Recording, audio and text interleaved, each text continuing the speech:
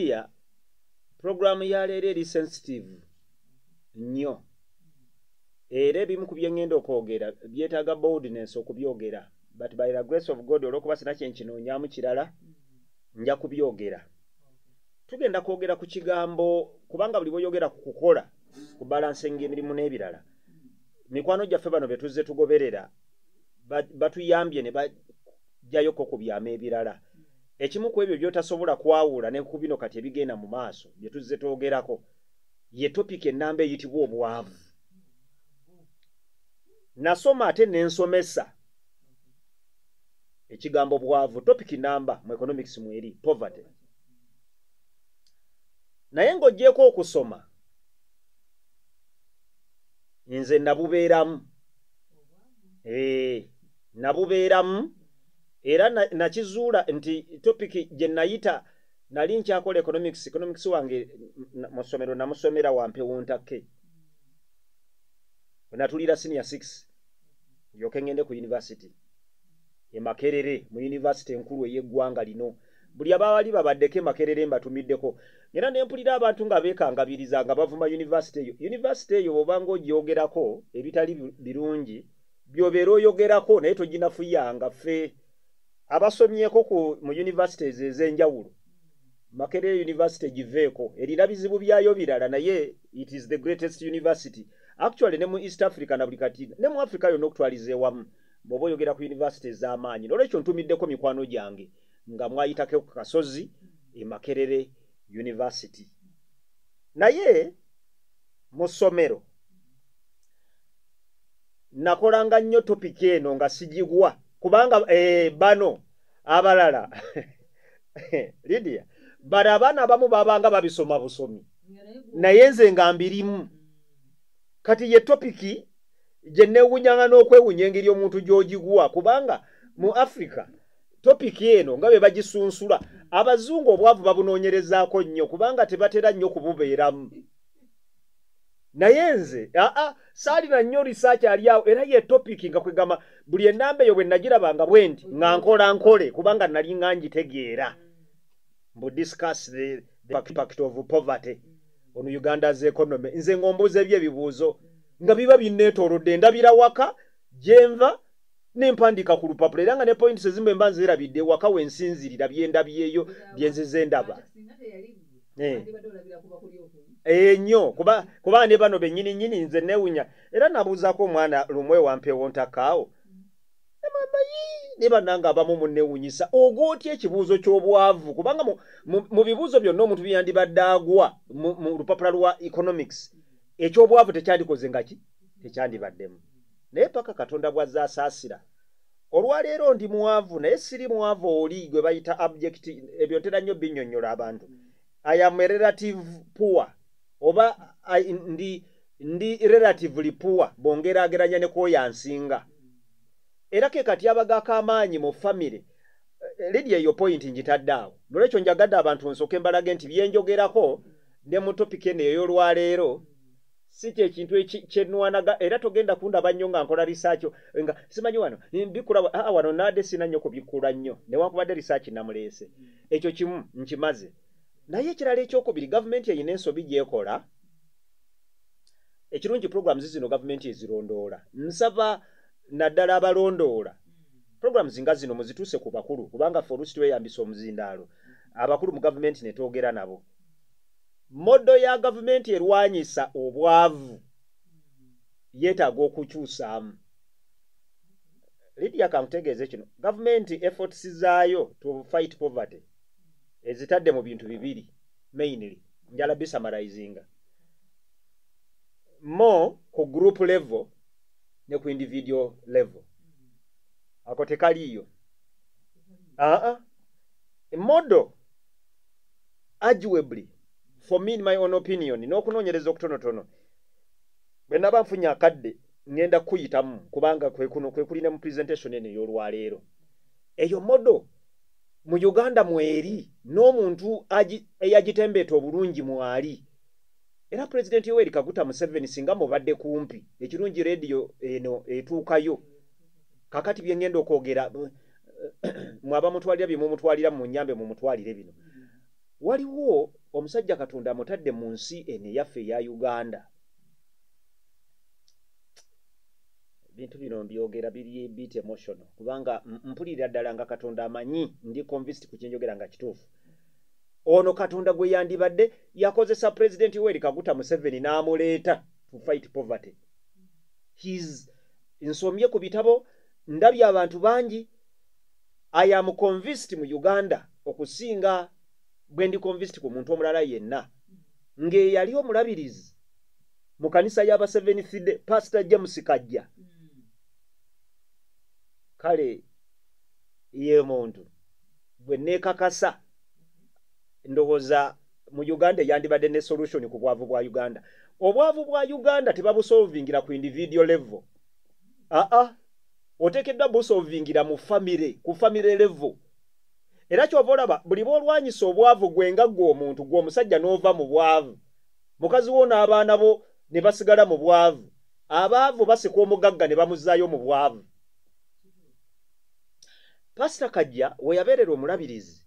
Era this program in a special way naawe obadde tokimanyi. Is a special dedication eri Pastor Kajja. Pastor Kajja wherever he is. N'abasobola okumukoonako bw'aba tali busy ng'asobola okubeerako ku programu eno. Eyali omulabirizi mu kanisa y'aba Seventh Day. Today's program is a tribute to you. Njala kwebaza Katonda mbyogedde akyali mulamu. Nze simanyi nnyo kulombojja bigambo ku bafu. Njagala nnyo kwogera ku balamu. Yeyo nkola yange. Omusumba Kajja. Today's program is a tribute to him for great contribution. Era eggwanga lya Uganda singa tetwali mu busosoze bw'amadiini. Omusajja oyo yekka n'omukwata bukwasi n'abuna mu makanisa. Obaga Church of Uganda obaga abakatuliki n'omukwata bukwasi ku modo n'endaba. Sina mutwe gwa muntu gwe nali neegomye nti Katonda njijeko ogwange atekeko ogw'omulala. Taliyo ate talivaayo. Ogwange gwe nsinga okwebaliza Katonda. Naye kye bayita okusaba Katonda nga nti singa nsobola ofunayo ogwa Namansa saana. Ogwa Pastor Kajja gonna ndigukiriza ne gutuula kugwa ne gutuula wano ne gubeera ajja Namansa saana. Ogwange ne ngusigaza naye n'ogugwe ne ngufunako. Well accomplished ku kyensuubira. Bareverandi, bapasita, government ya Uganda, omusajja ya rolling out. Kirungi ze nali musajja mukulu. Sigamba nti njogera ku bintu nga babinyamba bugambe. Kye bayita kalondoozi. Ku level y'amaka. Lydia simanyi oba Lydia, I think you are still happening. Wali mu myaka gyamwe egya. Naye kalondoozi oyo awo singa twali tugendeddewo ng'eggwanga lya Uganda ffenna ne bolaba nkugamba nti President Yoweri Kaguta Museveni ekirungi omuntu gwe njogerako akyali mulamu. N'akwata bukwasi Pastor Kajja. Kale ne bw'atamufuula minister namuga nti nkwagala nga advisor wange. Olaba full figure naye si advisor. Olaba kale full figure advisor with all due respect to full figure. Kakati Pastor Kajja najja afulumye enkola y'akalondoozi naye nga terondoola individual just yeka emulondoolera mu maka. Amaka ag'omuki ag'omutindo nga balondoola omukristaayo ne bamutuukira ddala ku maka ge. Alina akatandaalo, alina economic activities zakola. Pastor Kajja Mukama akutuweere nnyo omukisa. We love you.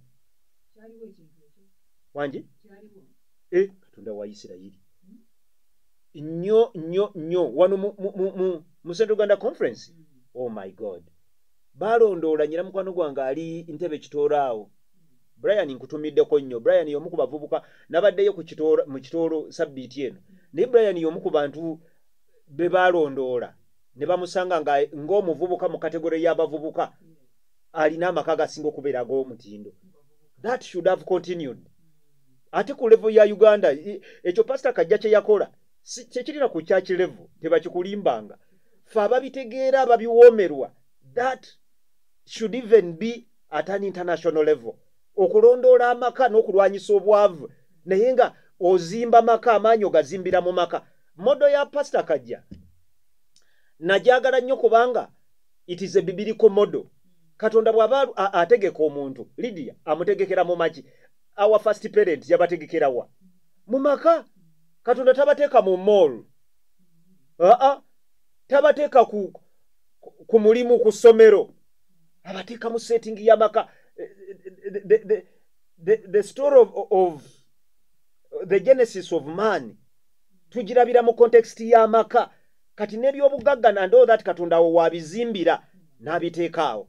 Era programu eno olwaleero Lydia nabadde njikola omuntu ajja kuliramu katrema akatonotono mu ddoboozi, kubanga unlike other programs zenkola nayagadde nnyo ebintu ebikwatagana n'ekintu kyendabye nga one of us kyabadde ng'atembeta naye nga ba researchers bonna, Brian Strong, Christian Divold ne banne mu kitabo kyabwe The Marriage and Family Experience nga bakwataganira ddala n'enkola eno. Waliwo statement nagisimbulizzaayo. Yagambye nti although poverty and unemployment may appear to be only economic issues, they are not. Ekigambo bwavu Lydia si nsonga omuntu gy'obanga oyogera n'ogamba mbu bino oba era oyogera ku byanfuna. Just no, si kyekyoka. The family and economy are intimately connected to each other, and economic inequality directly affects the well-being of disadvantaged families. Nakuzuula Lydia ebintu by'okukyusa bino tobyagala. Manyinze Katonda omuntu ne baba tangambye mulaba. Tobyagala. Kanneekyusize.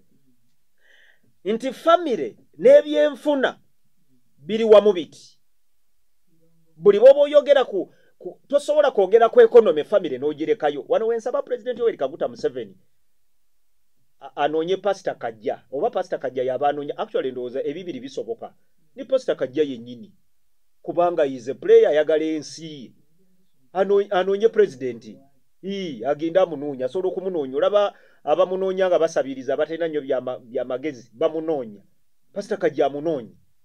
Abasajja bano Christian Divold, Brian Strong mu kitabo kyabwe kino bagamba nti family n'ebyenfuna tosobola kubyawula, bitambulira wamu. They are connected, intimately connected to each other, and economic inequality directly affects the well-being of disadvantaged families.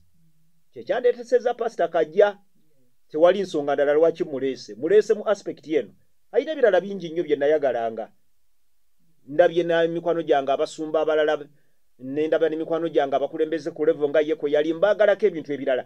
Naye ye bwe kituuka ku kigambo ky'okulwanyisa obwavu n'abantu okukulaakulana, he has the best model for the whole world. Ne research asupporting ekyo. Agamba nti poverty drives families into homelessness. Obwavu Lydia abantu nga twogera, kubanga waliwo abajja okutegeera ebintu obulala bye tuzze twogera nze naawe Lydia. Bagambye nti Bikongolo ne Lydia babadde boogera nga batugamba kizibu okubalansinga amaka n'okubalansinga era nze olw'okuuma amaka gange ebyokola kambiveeko. Okyasaaga. Actually better family ebeerewo n'ebizibu by'okukola nga erimu ku kasente okusinga family erwana mbwesigale nga bali wamu. Omwami simanyi bambi tulina okwerabako, tulina tubere n'obudde bw'abaana baffe. Obudde bw'abaana bo nga muli mu bwavu pereketya, tolina obudde obwo tebukola makulu, tebukusanyusa. Omwandisi yagambye nti poverty drives families into homelessness, nti amaka olw'obwavu babadde n'ewaka ne batuuka nga n'amaka tebalina. The poor have traditionally been isolated from the mainstream of society. Goetz Neschimage erinnya mu nsonyiwe Germany SCHMIEGE mu 1996 mu kunoonyereza kwabwe bakuŋŋaanya ebintu bingi naye bakola statement bagamba nti obwavu buno busindiikiriza abantu ababadde balina n'ewaka n'abanga talina waka, nti era abaavu babadde nga basosolwa nga mu society buli bw'obatunuulira tebabalabawo. Poverty is consistently associated with marital and family stress. Nange amanyi emirimu giri jukira bye tubadde twogera Lydia, tubadde nga tukola statement egamba nti stress mungi ava mu mirimu. kati bw'oba olowooza nti emirimu girimu stress obwavu bukuba stress fe abaakulirako mu bwavu saagala na kintu kyonna saagalira ddala kintu nsembereza kunzizaayo akayimba tonjijukiza biwobe na nnaku tonjijukiza obwavu n'ennaku ebyaliwo mu Misiri nga Lydia kyenva nkwagala anti ngenda nenkulira ano nga muyimba ennyimba zammwe singa kati okamaliddeyo n'okatuuzaamu byo kubanga byenjagala katuulemu obimanyi Lydia tukoneremuko wandi tukoneddemu Lydia obwavu bubi nsaba omuntu agoberera program ena asooka akitegeera akimanye nti obwavu bulina obusobozi okunuuna essanyu mu bantu. Poverty is consistently associated with marital and family stress. Ekyo kimu. Increased divorce rates. Bano banoonyereza ne bagamba nti abantu abasinga obungi nabadde nsoma ebintu ebimu wane byabadde byewuunyisa ng'ate bituufu nti abantu babiri oyinza okubalaba Lydia tunulira families biri omusajja n'omukazi baavu omusajja n'omukazi bagagga naye bonna balina actually family y'omugagga erina ebizibu ebirala naye olw'okuba akasente weekali era kyova olaba obufumbo bw'abagagga bwe bumu ku obwo bukyasingidde ddala okuba obw'ebikyupuli. Statement njogedde yaki kubanga oluusi mugerwa nange netakulira ebizibu kuba sirowooza nti kati banantegeera ate sina budde nnyo okutegeerekeka naye kanjijeyo akadakika kamu bubiri oba oliawo nanditegeerekeka. Kakati abagagga bano bajja ne babeera mu kintu nga tekiriiwo obufumbo nga tebuliiwo naye olw'akasente nga kasigala kabatambuza kabongerayo kati amaka gaba weebale nnyo amaka g'abaavu ne begabaamu byonna nga baagalana obwavu butuuka ekiseera ne bubagamba mwe musaaga emyaka 5 temujja kubeerawo. That is how bad poverty is. These two poor people, I mean, their marriage should be good. Everything else about them is okay. Obwavu ne bubaawula abagagga ne basisinkana nga tewali kyandibadde kibagatta byonna biri off naye obugagga ssebo ne bubakuuma awo mu kintu ekitanyuma naye nga mwekiri bagirabe bati balya ku siyaagi omanyi kiki balya kasiyaagi banywa ku mata beeyagala bavugaavuga obumotoka kakati embeera olw'okuba society tebayisizaamu gaali gye bayisa mu mwavu ne basigala nga beeyongerayongerayo.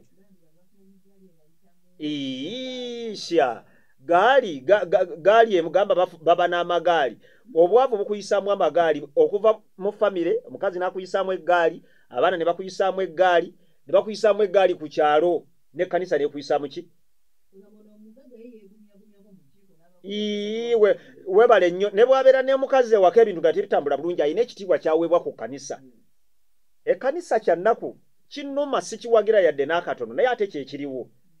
Ekkanisa bwetunuulira omugagga si bwetunuulira omwavu. Ne bannaddiini ssebo bannaddiini abo balaba engeri gye baataakinga ekibi nga kikoleddwa. Genda okola okunoonyereza church board basiba nnyo abaavu okusinga abagagga. Omusumba asonda n'ag'omu buto okuteeka omugagga ku church discipline. Era omugagga basooka ne bagiragira bannange mujja kuleeta ensasagge mujja kuleeta ensasagge mujja kuleeta ebizibu. Abasumba Katonda bakyawadde embavu nga musobola okuyamba abagagga ne mubateeka ku church discipline. Mukama abawe nnyo omukisa kuba abasinga tebakyasobola. Alindako ebintu mubigenze wala nnyo bintu wabeerawo enkwata naye omwavu bekuba kukumala baba bakumaze dda. Nolwekyo ennaku y'omuntu nga munaku nga mwavu mbi era kwegamba bano be boogera ne bagamba nti obwavu busuula abantu mu bizibu. Ono yakola statement n'agamba nti okwawukana kwa mangu. Sebo Lydia kankutegeeze abagagga divorce erwawo okubeerawo kubanga both these people have something to protect. Naye abakazi babuuza nnyo ekibuuzo naga kakati noonya n'ekyenkuuma mu bufumbo buno nga sikiraba. Nyina omugwe nagamba nti neewuunyisiza mbadde ngamba nti okuuma kirayiro anoonya kyakuuma takola ki takiraba. Yaga nti mukadde buli kimu kyakwepecha bepecha nakyo tuli mu buyumba tubupangisa abaana fizi tewali kati kiki. Ebigambo bino Lydia tubyogera naye nsaba n'okwegayirira ne mikwano gyange abali wano online ku TikTok abaliyo nga mugoberera nammwe abatugoberera ku mpewo tusobola okulwana. Nze mu famire bwe nakulira nakula nkimanyi nti mugerwa bikongolo okuleka Katonda nga nsaasidde famire bw'anaagimpa kale kanneme kubeera mugagga ayogerwako nenneme kubeera muntu asabiriza. Era nze obulamu bwange ekintu kyenja okwebaliza Katonda. Nakula nina olunkulu ne we twabeerera abaavu nga tuli bubi sisaba sisabiriza. Saagala bulamu bwange kubeera dependent ku muntu mulala. Oyimirire mu kanisa ng'oddayo nange nyimirire ate tube nga tufulumye bweru waliyo nga nti nze sinatuuka kuddayo mbadde ngenda mutoyi ng'ate gw'obadde onzizaayo. Nedda. Era nsaba buli agoberera programu eno lwana n'ekigambo bwavu. Waakiri abaana bo bagende mu ssomero nga tebagenda mu ssomero lisinga naye nga teri agenda kukuyisaamu maaso kuba abaana bakulemye okuweerera. Lwana ekigere kibeeremu engatto nga tuli wano si yeesinga naye kale nga najyambadde. Omwandiisi agamba nti si ekyo kyokka obwavu okumanya bubi ozaala n'omwana nga wa low weight. Manyi babazungu ate babigenda wala. Low birth weight and infant deaths. Omwana naafa ng'ekimusse si kirala kubanga okulya obadde olya gweteebereza abantu bali mu mbeera omwana anaakula atya. Era abasomesa mbanyiigira ne sekunyiigira abaana be mukuba ne mubassa emiggo abasoma mbusimanyi basoma bubi. Eriyo omwana who can never make miracles ne bw'omusabira otya okuleka Katonda nga ye mu kusalawo kwe yakoze ekitundu kye. Maama teyalya proteins, vitamins teyazirya, n'omwana n'akundugga n'akula nga tekakula. Brain nebeera retarded.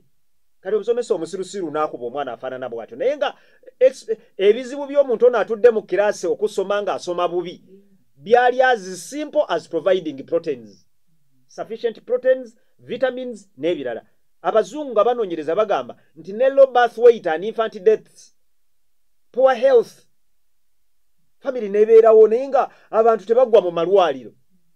Banange ensi eno ani ayinza okugitegeera okuleka Katonda atusaasire? Teri asinga baavu kubeera mu malwaliro kubanga ebikusindikayo buli kaseera. Nze twali tukyali bato njijukira twalwalanga nnyo. Baganda bange ne mwannyinaze nalina babiri omutakyaliwo nandibadde ngamba bannyinaze. Newankubadde tetuli ku bannayuganda aboogerwako ng'abagagga naye bwe twali si bwe tuli tetukyalwala. Tetulwawo n'okugamba nti twagenze mu ddwaliro olw'ekisa kya Katonda kubanga endwadde zibeera nnyo mu bantu ng'obwavu buyitirivu. Endwadde ezisinga zitambulira mu kulya bubi. Vitamins tozirina. I don't remember ewaka nga twatuulako ne tuddaawo mu bikolebwa ku budget ey'olunaku mbo banoonya fruit babalansinga mbo babalansinga ebibala. Maama wange bambi yafuba era maama wange Mukama amumpere nnyo omukisa. Nze nakuzibwa maama. Mukazi wattu yafuba naye sijjukirayo ku kapapula. Nze budget oluusi twazikubanga na maama wange ku bye tunaalya. Simanyi ate atera okubeerako ku programs zino ng'aziwulira mpozi nga ananjijukiza nga nvudde mu studio nti twakolako ko budget ne tuwandiika ne tugamba nti akawunga ne tumala ogamba ebijanjaalo ne tugamba nti emicungwa oba ovakado. Sikijjukira kukiraba. Nkugambye mamange yalwananga bino byenjogedde mukazi wattu yabireetanga naye ffe twabigwangamu mu butanwa. Ngabi naffe yabireetanga n'okumanya era fruits nalwana bulwani nazo okuziyiga okuzirya mu bukulu kakati obwo bwe bwavu bwe tuba tuyamba abantu bayige bategeere nti n'agalwadde agatagwa mu famire neeberanga erwala part of that is the poverty ne mudda ku baana kubasabira era ne Katonda alina atunula n'asaasira abantu be Katonda n'agamba ensimu gye Natonda ya cause and effect bw'oba tolya balanced diet ojja kulwala kati endwadde ezo eziva mu kulya obubi nga tusabira nsabire abaana bandwalirira bitera nnyo okubeera mu bwavu wano mu notisi zange nagambye omuwandiisi yakonye ku bintu ebirala nga depression okwennyamira and a lowered life expectancy okufa kwa buli muntu naye rate abantu abaavu kwe bafiira abagagga si kwe bafiira ufa omusujja teri kintu kinnuma nali mbaddeko lumu nga tuziika omuntu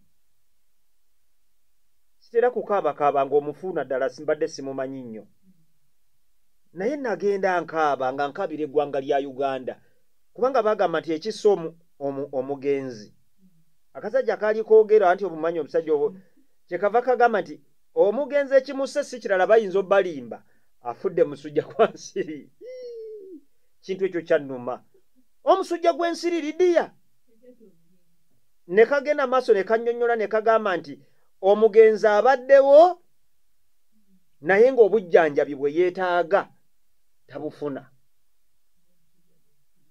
sujja gw'ensiri nga ne guziika omuntu n'ayingira mu ttaka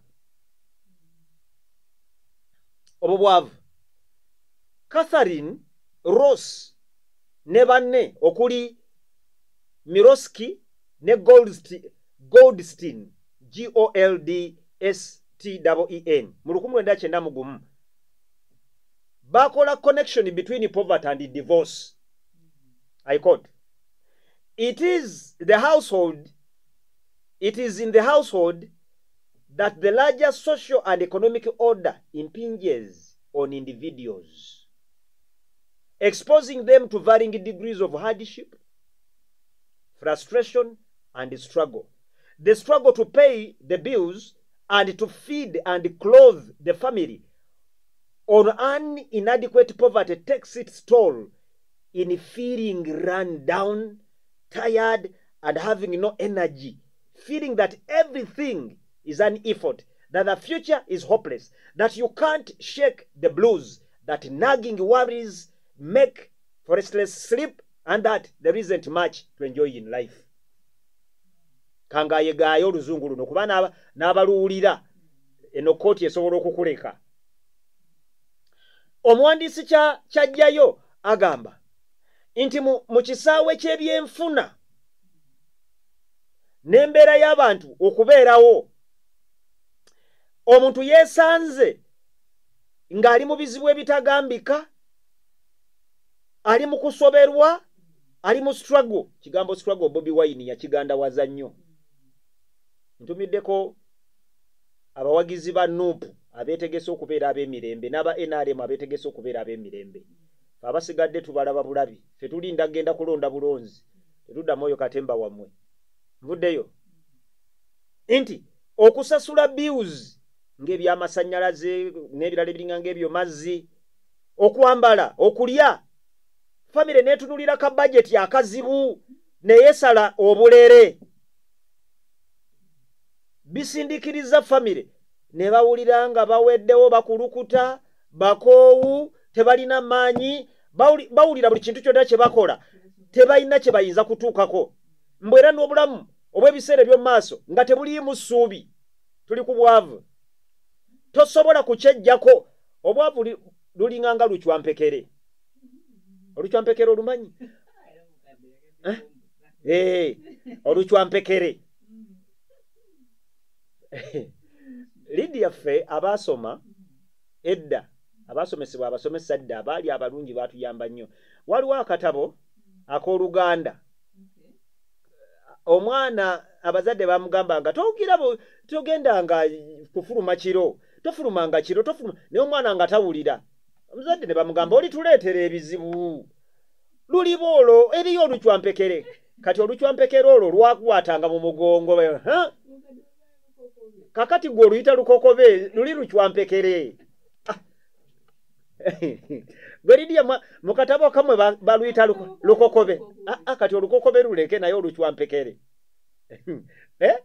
omwana ne lumwerippako n'akomawo ewaka nalo yakaaba n'aleekaana nga buli muntu wamuddukako buddusi adduka atuuka ewaka alowooza abazadde banaalumugyako abazadde bamugamba naffe ffe nnyini tululwanye nalo lugaanye mbu lwanywanga abaana abatambula ekiro abatawulira abazadde lwamuvangako nga lumaze kumusuula wali ng'afudde bwe bwavu Lidia kankutegeeze ffe abamu ne bye tuswagolinga nabyo bwavu bwe twakuliramu omwana eyakula ng'ebintu weebiri ebitandikirwako usually obulamu bwabwe bubanguyira kintu kulaba alwana bwati apangapanga bwayiiya ng'obulamu butandise okubaawo atetenkanya kana atetenkanya kali ennimiro gwatandikira wali gira bwati ennyumba z'ewaka kwatandikira waliwo omukwano gwange atera okugoba saamusabye lukusa nandimwogeddeko agoba abaana ewaka kasita bakula naye nali njogera naye ne mugamba nti ekituufu ekyamazima engoba y'abaana bano ne b'obagoba n'obalaba nga tekuli ku bonnadda abamugumu nti singa gye bangobedde bigaana ewaka ennyumba gye naleseewo nsobola okuddayo n'ensulamu era abaakulira mu bwavu nga nze Mugerwa njagala kubasaba temuddanga kumala budde gwe tegeera mangu nze kimu ku byannyamba nategeera butegeezi nti okuleka nga neerwanyeeko byali bisobola okuddamu ffe toteekeddwa kutwala bbanga ddene ogula ttaka ffe abaakula tutyo toteekeddwa kutwala bbanga ddene nga oli mu kweraga n'okwepanka mu bumotoka abantu abaakulira mu nnaku mwe muteekeddwa okugula mangu amataka ate ne mutandika okukola ebyamagezi si kuddamu ebyo byakuyisa nakwepankapanka mbu simanyi nvuge emmotoka eri latest gwe sooka onyweze bya bugagga ebitaggwawo olyoka obenga embeera ne bwenaabanga eyagala okuzzaayo toddirayo ddala okenderamu bukendeezi naye okuddira mu bulamu bwe wakuliramu omuntu eyakulira mu bwavu gwe wandibadde osinga okubutya bano abaana b'abagagga lwaki bagwa nnyo mu bwavu babusaagiisa tebabumanyi kyobalaba omwana eyakulanga mugagga Katonda aba takusaasire tayinza kukuuma ssente naye ffe abaakulira mu bwavu ne bw'obanga ayagala okulabayo ekikuzzaayo sitaani omugamba mangu nti gwe nkulaba sitaani nkulaba ozze nkulaba osaaga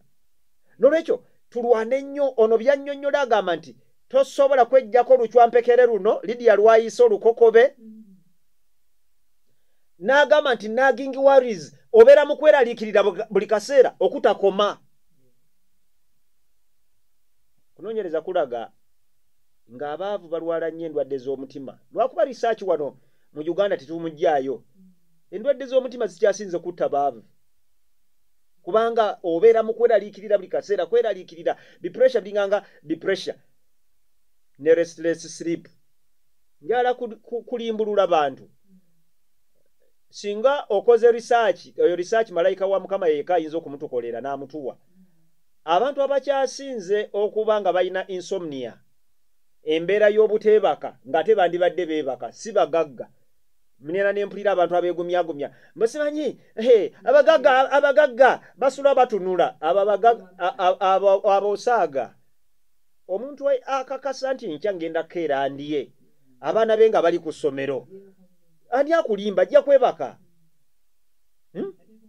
naye abaavu tebaba natulo buli akakoona abeera akawulire bweru n'omunya ogutambula ku bbaati akola atya aguwulira bino si byange toga nti bikongoolo yatugiridde omuwandiisi yagambye nagging worries that make for restless sleep kano kannomye mbo there isn't much to enjoy in life Lidia mpaayo obudakiika butono mpunzike ensonga zino mpaayo obudakiika butono kakati Lidia lwaki obwavu bubadde bujja buincreasinga ne butuuka n'okumenyawo famire bino tobolaba omusajja ono namwagadde nnyo si musajja yekka n'abakazi bano abawandiika ebintu bino bo balaga nti tosobola kwawula byanfuna kubitaputa na kubitegeera tosobola kubitakkuluza ku famire. Bakoze statement ne bagamba nti ekimu ku bisingire ddala okuleeta obwavu bakiyita increase in single parent families. Abantu abawulira nga temwagala kubeera mu bwavu. Era nze bwe nali nkula ekimu Katonda njala kwebaza ekkanisa eno. One of the biggest joys eky'obugagga, abantu balina eby'obugagga nga tebabimanyi. Naye wonna we ndibeera obulamu bwange bwonna ndigulumizanga Katonda. One, okutegeera Bible naye n'okwegatta ku SDA Church, kanisa y'Abadvent. Tekikwetaagisa kuba nti oli mu Advent okwagala ekkanisa y'Abadvent. Muveemu obusososozo obwo obw'amadiini ne bw'obeera mu Katuliki munoonye kanisa y'Abadvent weeri mugendenga musabe. Ani akuliima tosobola genda n'osaba ku Saturday n'osaba ne ku Sunday bw'oba okyala okwekuumira mu ddiini yo. Mugende musabe aba Seventh Day bano si boogerako bwogezi naye balina ekyenjawulo. Bayigiriza ne bayamba kati nze bannyamba. Ne mmanya nti bwe tubanga tukulidde mu bwavu ekintu yadde ekya girlfriend simanya I love you byendaba abaana bye beemolamola nabyo mu primary kuzaalazaala nakitya. Era njagala kusaba abantu abali wano nga mwagala okuwona obwavu bwe mukuliddemu ewammwe abavuka abagoberera program nammwe abavubuka abakyali eyo emu ku ngeri ey'okuyambako Katonda akusaasire kakasa nti obufumbo bwo research alaga nti obufumbo obutandise obulungi omusajja ne mukazi we nga bateredde entende tebatera kugenda mu red line ey'obwavu. Babeera na relative poverty, obwavu obw'okwegeraageranya ku muntu omulala akusinga, naye obwavu obw'okubula ebintu ebyetaagisa basics of life tebabubeeramu. Omwandiisi yakikonyeekoko bye njagadde malirize nabyo nti one, obwavu buleetebwa nnyo omuntu ng'ali single parent. How do you compete n'abantu? Era nze bwe natuuka okuwasa nali sinzira ddala kuwasa muntu nga seekakasa nti oliba osobola okukola nga wasoma ng'ate osobola okukola. Sinoonyangako kuwasa mugagga naye nali nnoonya omuntu nga bwe mutunula bwe nti nga mmutwala. Era kino abavubuka mbabuulira mwabakuze mu families enjavu engeri y'okwongezaayo obwavu bwammwe bukulumbe n'ewaka. Noonya omuntu atasomya atalina byakola bitegeerekeka omulayirire. Olyoka ogamba omuntu okuba ebirayiro noga nti naamwagalanga naamukuumanga paka okufa bwe kulitwawukanya naye nga mu package gy'olayirira n'obwavu obutagenda kuvaawo mwekiri. Nze nali siyinza kukola eyo nsobi. Era tunulanga obuwala ne nga kanoonye banne baako ne bekaba kaagala katya. I knew I had to go n'omuntu nga mutegeevu kubanga buli boogera n'omuntu atategeera obwavu bujja balumba muntu atategeera. Nze kyovola balidi yansiba ngamba abantu bw'osanganga abantu nga baayawukana b'amaka nga gabatabuseeko sabira basabire. Gwe bw'oba okyakuumya obufumbo ng'omusajja n'omukazi muli Katonda abasaasire eriyo omuntu nga nawe bamukuwa tosobola kubeera naye. Nolwekyo wano mu kulonda wano obwavu obusalawo obukutuleko ne ku choice y'omuntu. Siwagera nnyo bantu nti onoonye omuntu nti kuba alina ssente. Naye tunuulira omuntu ng'alina potential. Bw'aba mulenzi ng'alina potential, bw'aba muwala ng'era omulabamu potential. Kiddira eri bw'omala galondalonda bakazi bw'okeera enkya n'ova mu bulamu bw'ensi. Lidia kano nako kankagatteko. Bwe yabadde ayogera yagambye changes in families caused by divorce. Obwavu bungi mb'obuwangalira mu mawanga. Lwaki tosobola kunnyonnyola bwavu bwa ggwanga okuleka nga family ogitunuulidde buva ku divorce? Family buli abantu be baawukana emirimu giri disrupted. Kyova olaba mu Africa ekimu ku bikyasinza okutusumbuwa unstable families. Kyova olaba President Yoweri Kaguta Museveni anoonye pastor gundi Kajja amunoonye kubanga pastor Kajja ajja kuyambako okunnyonnyola president tudde ku family level osooka osibe family etereere. Nabadde ntunuulira gavumenti ya Uganda ng'etwekalizaamu. Kamalirize n'ekyo nve ku muzindaalo. Mbwe tukwata ebitala byegundi awo n'entebe.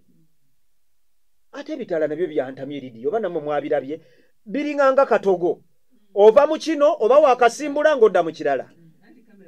Kati batuliko nnyini mbu mbubagala kukuuma ggwanga nga liri bulungi kyesivumirira kubanga nange saagala bantu bavuga recklessly naye kisinga okunnuma gavumenti nga tennalumba ffe bavuga mmotoka bayita akubitala and all that bamalaya aba disrupting families eri akabenje akasinga bamalaya abeetunda ku nguudo naye ssebo gavumenti ebalaba bulabi njagala gavumenti eve yeegambe nti bamalaya bonna tugenda kubayoola kubanga tosobola kutereeza ggwanga nga famire tekoze eki ekyo pasita Kajja kye yasooka n'ategeera era musajja atubambi n'alwana nnyo eddoboozi lya pasita Kajja lyetaaga okwongezaayo kyekimu ku bintu byenagadde nnyo in this special tribute and dedication program gye njagala okudedicating eri pasita Kajja eyaliko omulabirizi ow'Abadvent ku Central Uganda Conference naye ng'ate alina endaba ey'abannayuganda bonna ng'abalwanirira njagala kwegayirira Katonda nga nsaba nga ntegeeza abantu tuddeyo eddoboozi eryo tulyongereyo tulondoole famire tulabe ebintu nga bino famire nga edivorcinze famire nga terina mirimu alimu takola byonna ngenda bikoonako mu programu enaddako tujja kuba tutandikiraawo naye olwaleero kye tusinze tubadde kumanjula okusinga bw'oba onaalondoola obwavu n'obumala mu bantu oyina kuddayo ku famire bw'ova ku famire ne bw'onaalwanagana n'obwavu bw'abantu kyobalaba gavumenti kati pulezidenti yagambye empigi naga nti ab'empigi bonna be baali baata ababuzaabuza ssente za gavumenti ez'okwekulaakulanya baddemu babakwate. You are dealing with individuals. The president must fight poverty starting with the family setting.